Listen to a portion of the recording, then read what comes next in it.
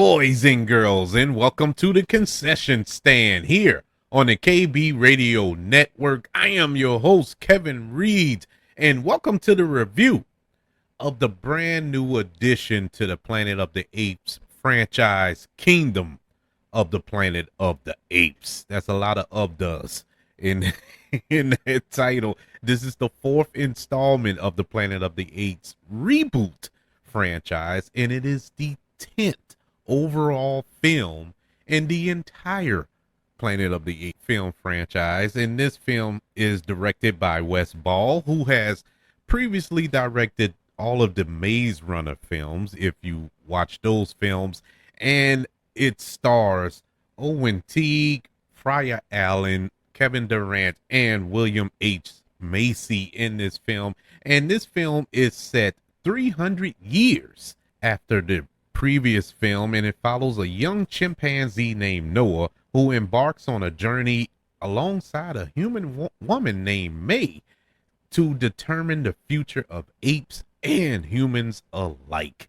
This film, I'm not gonna say was highly anticipated on my list. I wouldn't call myself a giant Planet of the Apes fan.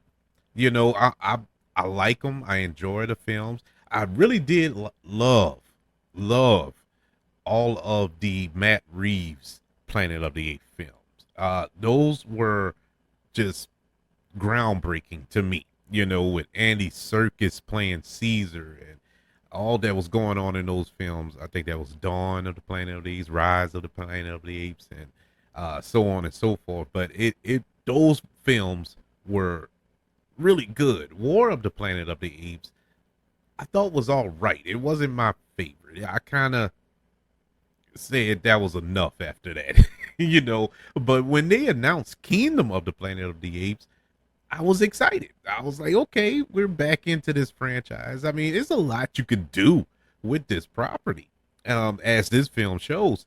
And I was excited to an extent, but I wasn't overexcited. It wasn't one of these films that I was like, man, I can't wait for Apes to come out so I can run to the theater and see it. If I see it, I see it. If I don't, I don't. Well, I did see it, and I must say, I was a little disappointed. To say that I wasn't super excited for it, I was still let down. And I've been trying to figure out, you know, I've been scratching my head trying to piece it together. What didn't work for me in this movie? There has some good stuff in here. There are redeemable qualities to this film. It's not bad. It's not a horrible movie. It just wasn't quite there for me.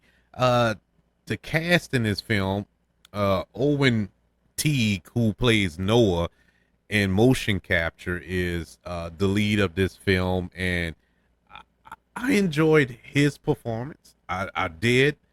I feel that he was the proper lead for this story, and he held the film down.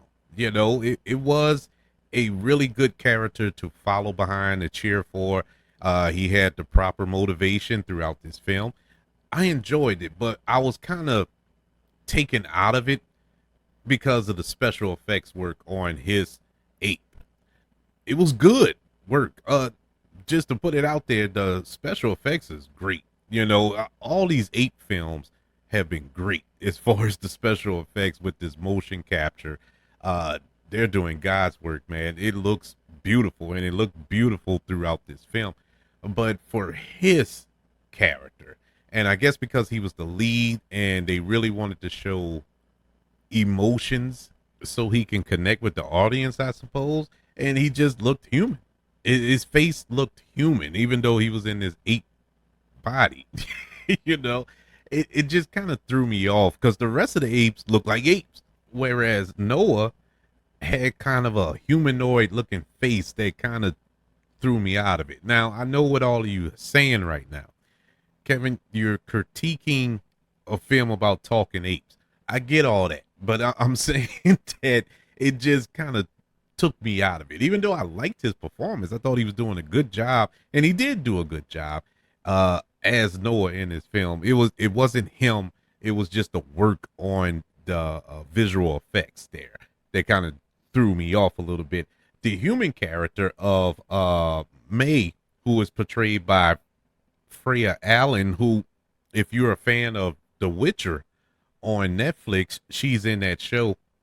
This was kind of a, I don't know, extension to that character on Richard. And it was nothing new to that character.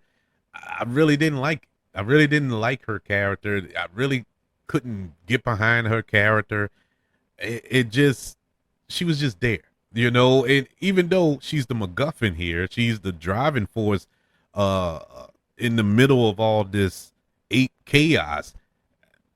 You, I mean, she's human. You're supposed to get with the human characters, but I wasn't, you know. And I guess that was the point, but I didn't connect to her character. I connected more with the ape. So that says a lot about me, but it just did not connect. Actually, to be honest, none of the human characters in this film. I didn't connect with any of them, and there's only a couple of them. But if you go back to the old Charleston Heston Planet of the Apes film, you connected with Charleston Heston. You know, you didn't.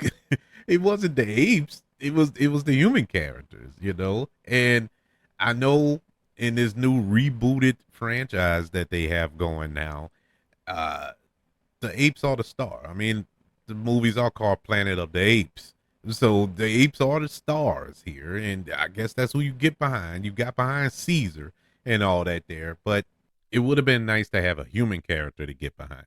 You know, you got behind James Franco in the first, I think that was Dawn of the Planet of the Apes. You got behind the human character in Rise of the Planet of the Apes. I mean, there were human characters you could connect with. I didn't connect with one here. Unfortunately, the other human character in this film was played by William H. Macy, who I love William H. Macy. But that was a wasted character. That was a wasted role for such a juggernaut as William H. Macy, man. I mean, come on. Anybody could have played that role. I could have played that role, and I can't act. And so I don't know why they stuck him in this role. Another character here, another ape, Proximus Caesar, who was portrayed by Kevin Durant, who we saw in his human form just a few weeks ago in Abigail. He plays the villain here, or the antagonist, if you will. I enjoyed his performance as Proximus Caesar. This is two in a row for Kevin Durant. I enjoyed him in Abigail. I enjoyed him here in Kingdom of the Planet of the Apes as well. I think this is the year of Kevin Durant, I guess. You know, these are two back-to-back good performances from him. I really enjoyed his performance here. The direction here was pretty good. I enjoyed the direction by Wes Ball. Like I said, the only other credits he have are the Maze Runner films. He didn't direct anything else other than that. And so it's interesting to see him dive in this and take over for such a well, I don't want to give him legendary yet, but such an accomplished director as Matt Reeves, who directed the previous films in this franchise.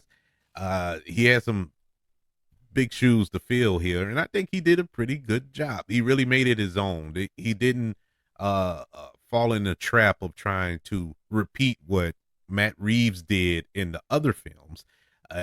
He made it his own, and kudos to him for that, because for the most part, it was good. I enjoyed the direction.